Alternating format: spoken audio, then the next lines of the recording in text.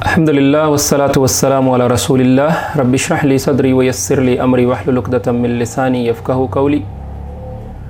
زندگی میں پریشانیاں آتی ہیں، کاروبار کے حوالے سے، فیملی کے حوالے سے، اولاد کے حوالے سے، صحت کے حوالے سے، بہت سارے امور جو ہے، کیونکہ زندگی یہ ہے ہی امتحان۔ تو ان پریشانیوں کو انسان سالو کرنے کی کوشش بھی کرتا ہے، لیکن بعض دفعہ ایسے ہوتا ہے یا بعض لوگوں کے ساتھ ایسے ہوتا ہے کہ پریشانی کو سر پہ سوار کر لیتے ہیں۔ تو آپ پریشان ہوں تو کیا کرنا چاہیے اور کیسے اس کو حل کرنا چاہیے اس مسئلے کو، اور کیسے اللہ رب العالمین سے مدد مانگنی چاہیے؟ اس کی ایک مثال دیتے ہیں۔ مثلا ایک شخص ہے، اس کا بیٹا ہے، اور اس کو شکایت ہے اپنے بیٹے سے کہ وہ دوستوں کے ساتھ وقت بہت گزارتا ہے، اور یہ حقیقت ہے۔ تو گویا یہ ایک پریشانی ہے اس کے لیے کہ میرا بیٹا جو ہے دوستوں کو بہت زیادہ وقت دیتا ہے، اور یہ حقیقت ہے۔ اب اس حقیقت کے نتیجے میں یا اس پریشانی کے نتیجے میں اس شخص کے دل میں، اس باپ کے دل میں جو احساسات و خیالات پیدا ہوتے ہیں وہ کیا ہو سکتے ہیں؟ ایک تو یہ ہے کہ اس دوستوں کے ساتھ وقت دینے سے ان کے ساتھ کھیل کود میں وقت لگائے گا، پڑھائی اس کی ڈسٹرب ہو جائے گی، ممکن ہے کسی برائی میں پڑ جائے، ممکن ہے اس کے اخلاق جو ہیں وہ خراب ہو جائیں۔ تو اس طرح کی کئی ساری سوچیں اور خیالات جو ہیں وہ ذہن میں آ جاتے ہیں۔ اب ان میں سے کچھ چیزیں ہو بھی سکتی ہیں اور کچھ نہیں بھی ہو سکتی، یعنی جو چیزیں وہ سوچ رہا ہے وہ نتیجہ ہو بھی سکتا اور نہیں بھی ہو سکتا۔ اس پہ رد عمل کیا ہوتا ہے؟ بعض دفعہ اس کے رد عمل میں جو ہے وہ اس مستقل سوچ کو ذہن میں بٹھا لیتا ہے، بیٹے سے کھنچا رہتا ہے، فیملی پر غصہ کرتا ہے، یا اس سوچ کی وجہ سے اپنے دیگر کاموں کو ڈسٹرب کرتا ہے۔ تو پہلا کام جو کرنا چاہیے کہ یعنی ترتیب کاموں کی بدل بھی سکتی ہے، لیکن جو کام کرنے چاہیے ان میں سے ایک یہ ہے کہ پہلے تو آپ مثبت سوچیں۔ مثبت سوچ کیا ہے کہ یہ بیٹے کیا دوستوں کو زیادہ وقت دینا، تیز موٹر سائیکل چلانا، یا کسی بھی طرح کی اور کسی ایسی ایکٹیویٹی میں جو آپ کے لیے پریشانی کا باعث ہے، یہ یقیناً ایک پریشانی ہے۔ لیکن یہ سوچئے کہ بیٹا ہے تو پریشانی ہے نا، بیٹا ہونا بھی تو نعمت ہے۔ اگر بیٹا نہ ہوتا تو یہ پریشانی نہ ہوتی۔ تو گویا یہ ایک پازیٹیو تھنکنگ ہے کہ آپ یہ دیکھیں کہ میرے پاس اللہ رب العالمین نے مجھے یہ نعمت دی ہے، اگر یہ نعمت ہے تو اس کے ساتھ کچھ نہ کچھ مسائل بھی ہوں گے۔ دوسری بات یہ سوچئے کہ بیٹا ہے اور صحت مند ہے، کسی ذہنی جسمانی معذوری سے اللہ رب العالمین اسے محفوظ رکھا ہے، اس کی آنکھیں کان ناک سلامت ہے، اور باقی معاملات میں میرا فرما بردار ہے مثال کے طور پہ، یا اس باپ کا فرما بردار ہے۔ اب یہ ایک مثبت سوچ ہوگی۔ اس کے بعد اس کا حل کیا کرنا چاہیے؟ ایک تو آپ اس کے دوست بنیں، وہ اپنے دوستوں کے پاس جاتا ہے نا، آپ بھی اس کو اپنی دوستی آفر کریں اور اس کے دوست بن کے اس کے ساتھ اس کی چیزیں جو ہے شیئرنگ کریں، ڈسکس کریں۔ دوسری بات، اس کے دوستوں سے بھی دوستی رکھیں تاکہ آپ کو معلوم ہو کہ اس کے دوست کون ہیں، کیسے ہیں، اور ان کا اخلاق اور کردار کیا ہے۔ تیسری بات یہ کہ اپنے اچھے دوستوں سے اور اچھی شخصیات سے اس کی ملاقات کروائیں تاکہ اس کی شخصیت جو ہے اچھے انداز میں ڈیولپ ہو۔ اور سب سے اہم بات یہ کہ اس کو قرآن کریم پڑھوائیے، قرآن کریم کا ترجمہ پڑھائیے، اور اس کو قرآن کریم کی طرف راغب کیجیے۔ اس سے جب اس کے سامنے ایک لائن آف ایکشن آ جائے گی تو آپ اس کی شخصیت میں ایک بہت بڑا نکھار دیکھیں گے۔ تو یہ بہت آزمودہ اور بہت بہترین جو ہے چیز ہے کہ آپ اپنے بچوں کو قرآن کا ترجمہ جو ہے اس کی طرف راغب کریں اور اس پر ان کو آمادہ کریں اور ان کو پڑھائیں۔ اچھا، مثبت سوچ اور اس کے حل کے جو اقدامات ہیں، ان کے بعد تیسرا جو قدم ہے وہ یہ ہے کہ سارا بوجھ اپنے کندھوں پر نہ ڈالیں۔ جب آپ ماں کے پیٹ میں تھے اور آپ کی دنیا چھوٹی سی تھی، اور آپ کی خوراک اور سانس کا اور ہوا کا بندوبست کس نے کیا؟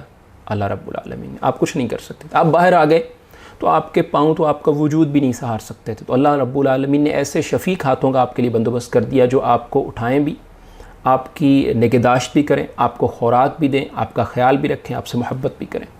تو اس لیے جب آپ بہت سارے کام نہیں کر سکتے تب بھی اللہ رب العالمین نے آپ کی مدد کی۔ آج آپ بہت سارے اپنے کام کر سکتے ہیں تو تب یہ نہ سمجھیے کہ میں ہی سارے کام کر لوں گا۔ اللہ رب العالمین سے سوال کیجیے، جان لیجئے کہ میری مشکلات کو حل کرنے والی ایک ذات ہے، ایک رب بھی ہے۔ سب کچھ میں نے نہیں کرنا، بلکہ سارے کام اللہ رب العالمین نے کرنے، میرا کام صرف کوشش کرنا ہے۔ جیسے وہ حدیث ہے کہ ایک شخص اللہ کے رسول صلی اللہ علیہ وسلم کے پاس آیا اور غالباً سواری تھی اس کے ساتھ، تو اس نے پوچھا اللہ کے رسول صلی اللہ علیہ وسلم سے، اے اللہ کے رسول صلی اللہ علیہ وسلم، میں اس کو باندھوں اور توکل کروں یا میں اس کو آزاد چھوڑ دوں اور توکل کروں؟ آپ نے فرمایا اکلھا و توکل، اس کو باندھ دے اور پھر توکل کر۔ اور یہ حدیث ترمذی میں ہے 2517. تو گویا آپ کا کام اسباب اختیار کرنا ہے، سواری کو باندھنا ہے، اس کے بعد اس کے نتائج جو ہیں وہ اللہ رب العالمین پر چھوڑ دینے. تو دونوں چیزیں کہ آپ نے سبب بھی اختیار کرنا ہے اور اللہ رب العالمین پر اعتماد اور توکل بھی کرنا ہے. تو توکل بھی مسلمان کی زندگی میں ایک بہت اہم امر ہے. اس کے بعد ہم آپ کو کچھ ایگزامپلز دیتے ہیں. یعقوب علیہ السلام کے بیٹے یوسف علیہ السلام بچپن میں ان سے دور ہو گئے، اور جوانی میں جب یوسف علیہ السلام جوان ہوئے تو کتنے ہی برس گزر گئے جب ان کی کتنے ہی برسوں بعد ان سے ملاقات. تو اس کے اتنے برسوں میں یعقوب علیہ السلام کو کتنے ہی پریشانی کے خیالات آنا ممکن تھے، کتنے ہی تفکرات ہوں گے، کتنی ہی سوچیں ہوں گی، لیکن انہوں نے صبر اور امید جو ہے اس کو نہیں چھوڑا. فصبر جمیل، جب بیٹے کے بارے میں بتایا کہ بھیڑیا کھا گیا، کہا فصبر جمیل واللہ المستعان علی ما تصفون. اور جب یوسف علیہ السلام کے دربار میں بیٹے پہنچ گئے اور ایک بیٹا نہیں آیا، تب بھی کہا فصبر جمیل. انما اشکو بثی وحزنی الی اللہ، کہ میں اپنا دکھ اور اپنی تکلیف اور اپنا شکوہ جو ہے وہ اللہ رب العالمین کے سامنے رکھتا ہوں. تو یہ جو ہے یہ بھی سوچنا چاہیے کہ اتنی لمبی جو ہے آزمائش تھی، اس کے باوجود جو ہے اللہ رب العالمین سے صبر، اللہ رب العالمین کے اس حکم پر صبر، اور اللہ رب العالمین سے امید. تو یہ دونوں چیزیں جو ہے انسان اور اللہ رب العالمین پر بھروسہ. یوسف علیہ السلام دیکھیے فلبث فی السجن بضع سنین، کئی برس جو ہے آپ یوسف علیہ السلام جو ہے وہ قید میں رہتے ہیں. تو اس قید میں بھی یقیناً آپ سوچئے کہ ایک دن میں انسان کو کتنے خیالات، کتنے تفکرات، کتنی سوچیں، کتنی فکر آتی. تو یوسف علیہ السلام کے سامنے بھی یقیناً یہ سارے معاملات ہوں گے، لیکن اس کے باوجود ان کا بھی اللہ رب العالمین پر یقین تھا، اعتماد تھا. دعوت دین انہوں نے جیل میں جاری رکھی، یہاں تک کہ اللہ رب العالمین نے ایک خواب کو ان کے باہر نکالنے کا سبب بنا دیا. یونس علیہ السلام مچھلی کے پیٹ میں اور سمندر میں، تو لا الہ الا انت سبحانک انی کنت من الظالمین، تو کوئی مددگار نہیں تھا. تو جب سارے در بند ہو جائیں، جب کوئی راستہ نظر نہ آئے، جب پریشانیاں آپ کے ذہن پر جو ہے حملہ کر دیں، تو لا الہ الا انت سبحانک انی کنت من الظالمین. یہ پڑھیے، انبیاء کی سیرت کو ذہن میں رکھیے. ایک اور بات ہم بیان کرتے ہیں. اللہ کے رسول صلی اللہ علیہ وسلم کی ایک حدیث ہے کہ جس میں 3 لوگوں کا تذکرہ ہے کہ جو پہلی لوگوں میں تھے، پہلی امتوں میں تھے اور سفر پر جا رہے تھے. رات گزارنے کے لیے غار میں گئے تو غار کا جو ہے چٹان ایک لڑکی اور غار کا منہ اور دروازہ یا غار کا جو دہانہ تھا وہ بند ہو گیا. اب انہوں نے اللہ رب العالمین سے دعا کرنا شروع کر دیا. اب دیکھیں نا، کوئی ان کے پاس آپشن نہیں ہے، کوئی طریقہ نہیں ہے، کوئی حل نہیں ہے. تو اللہ رب العالمین سے دعا کی. پھر ہر ایک نے اپنا اپنا عمل بتایا. ایک نے اپنے ماں باپ کی خدمت کا بتایا، ایک نے ایک برائی کا ارادہ کیا تھا ایک عورت کے ساتھ، تو اس نے اس کا بیان کیا کہ میں نے وہ چھوڑ دی. پہلے نے کہا کہ میں نے ماں باپ کی فرما برداری کی فلاں معاملے میں، اور تیسرے نے ایک جو ہے مزدور کے ساتھ اپنے حسن سلوک کا تذکرہ کیا، یہاں تک کہ وہ چٹان 3 بار ہٹی، تھوڑا تھوڑا کھسکی اور ان کے لیے راستہ کھل گیا. تو جب آپ کے لیے بھی تمام دہانے دروازے بند ہو جائیں اور چٹان جو ہے آپ کے جو دروازے ہیں اس کے سامنے آ جائے، تو اللہ رب العالمین کے سامنے اپنے پریشانی، اپنا دکھ رکھ دیجیے، اللہ رب العالمین سے دعا کیجیے. اللہ رب العالمین جو ہے آپ کے معاملات کو سنوارنے والے ہیں. اور آخری بات جو ہے، اللہ کے رسول صلی اللہ علیہ وسلم ایک دعا کیا کرتے تھے. یہ جو حدیث ابھی ہم نے بیان کی ہے بخاری میں ہے 2272.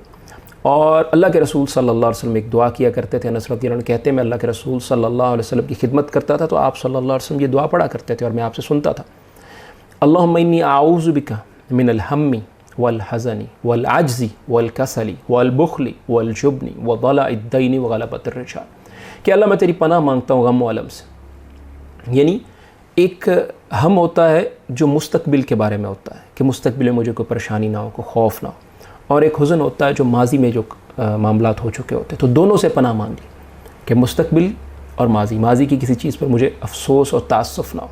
تو اللہ میں پناہ مانگتا ہوں غم و علم سے، دکھ اور پریشانی سے، عاجزی سے یعنی اور سستی سے، اور بزدلی سے، اور بخل سے، اور قرض کے چڑھ جانے سے، اور لوگوں کے غلبے سے. تو یہ آپ اللہ کی پناہ میں آ رہے ہیں کہ اللہ رب العالمین مجھے ان ساری چیزوں سے آپ محفوظ رکھیں.